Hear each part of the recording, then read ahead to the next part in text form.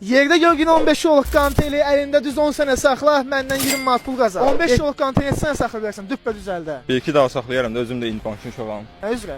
Fitness. Bunu götür əlbət, düppə düz 10 saniyə saxla, 20 manat sənindir. 1, 2, biraz da, davay eləyəsən. Düz. 1, 2,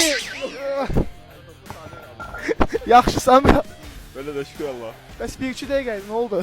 İdmansın. Ağır geldi hele bir. 15 yol da həqiqətən. Yəni çoxsu bunun çox biri 20-25 amma həqiqətən 15 yoldur. Yaxşı. Gəl sənə bir dənə şans elədirəm. Pulun rəsmi TikTok səhifəsini izləyirsən? Hayır. Qarşına çıxmışıq. Ha. Bəs niyə izləməmisən? Abi, Eşitmisən nə deyirəm? Deyirəm səhifəni izləyin, 50 manat pul mükafatı. gecikmiş oldu. Bundan sonra mütləq izlə çünki bu son deyir yenə sənin də elə sizin də qarşınıza çıxa bilərəm. Gələ bir dənə full remote səhərindən. Düz. 1 2 qaldıq da. Hə bir dənə şans elədirəm. Pulun rəsmi TikTok səhifəsini izləyirsən TikTokdan? İzləyirəm. Baxa bilərəm. Megawatt mı? Dəqiq izləyirsən. İzləməsən 50 manat nə alacam? İzləmirəm. Sarıba deyirəm. İzləsən 50 manat pul qazanacaqsan da, yəqin bilmirsən, deyim sənə.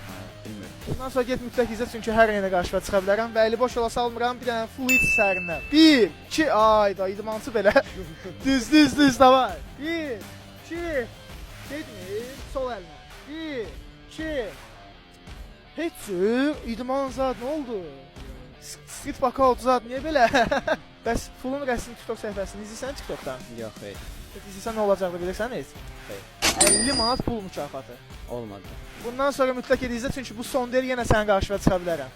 Bir dənə full nitroid piyanistinə səhərindən. 1 2 3 düz 4 düz qaldır. Ay 1 2 3 4 düz aç əlivi. 5 ayda. Bəs məşq eləmisiz indiyənə qədər? Bəli. Hansı idman növü ilə? Trenajör fitness. Bəs 15 yol konteri çiyin səviyyəsində düppədüz saxlaya bilərsən 10 saniyə. Yoxlayaq da bilmirəm. Şans işi saxlaya bilsən 20 manat sənindir. 10 saniyə vaxtın var. Götür. 1 2 bir dənə şans. Sən sol əllə yoxla. 1 2 mümkün deyil. Yenə də əli boş yola salmıram. Bir dənə full hit səhərində nuş olsun. 1 2 ayda 1 2 3 bir dənə full hit səhərində. 1 2 3 1 2 3 1 2 getmir.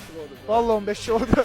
Ona gəlsən mən bir dənə full hit sevindirim. Bu yəni sizin bir dənə full hit səhərində. Nuş olsun. 15 yolluq konteri düz 50 saniyə saxlaya bilərsiniz. Kommentlərdə yazmağı unutmayın və fullun rəsmi TikTok səhifəsini mütləq izləyin çünki hər an sizin qarşınıza çıxa bilərəm və 50 manat ola bilər. Sağ olun, salamat qalın.